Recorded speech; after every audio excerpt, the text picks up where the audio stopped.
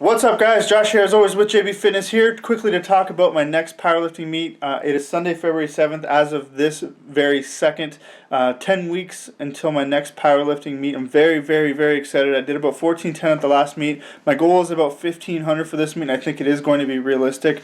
I found a 9-week program. It's actually technically 8 weeks, but the 9th week is like a deload, but for me, I'm going to use it as like a daily max. I've been doing daily max training for a couple weeks now and added, probably 3 weeks, and added a ton to my maxes. I've switched back to a low bar squat, and my max squat has now increased to 470 pounds, and that I had room in the tank, you'll see, and the bench was 385, paused, and again, lots of room in the tank there. I probably could have hit 400-pound bench on that day, but I decided to cut it there. The program is not based off your current max, it's based off your projected max or your goal max for the meet, as long as it's realistic. So I'm setting goals of 500-pound squat, 400-pound bench, 600-pound deadlift. I'm going to show you the two videos of the squat and bench video. The squat video isn't the best quality. For one, it's recorded like portrait, so there's borders, which is kind of lame, and it's at a higher position, so you can't really see the depth, but it is to depth, I assure you. I had someone else watching, and they verified it was to depth. So I'm going to show you the two videos to prove that I've hit these numbers. I don't need to show a deadlift video because I've hit 600 plus regularly on video on YouTube. So I'm going to show you the videos, and then we're going to talk about the program. Down and up hard. Let's go. Come on. Up. Squat.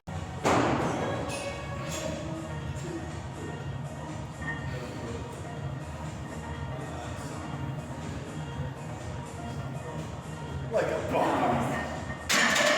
Okay, guys, we're going to go ahead and talk about the program now. Again, it is based off of your goals for the meet, not your current 1 rep max, as long as your goals are realistic. It recommends not adding any more than 15 pounds to your squat and deadlift and no more than 10 pounds to your bench. I'm going to be exceeding these limits a little bit because if you watch the videos that I just posted, the squat and the bench came up pretty quick, so I think I can handle a little bit more weight. So I'm going to add 30 pounds to my squat and 15 pounds to my bench press. Okay, so the way it basically breaks down is training days are Monday, Wednesday, and Friday, and each workout of the week. So basically all 3 workouts of the week consist of all 3 lifts. So you're going to be squatting, benching, and deadlifting every workout for 3 times a week for 8 weeks. So it's going to be very intense, a lot of volume, especially early on. So the way it breaks down is the first 4 weeks are a conditioning phase. So it's going to be 60% week 1, 65% week 2, 70% week 3, and 75% week 4.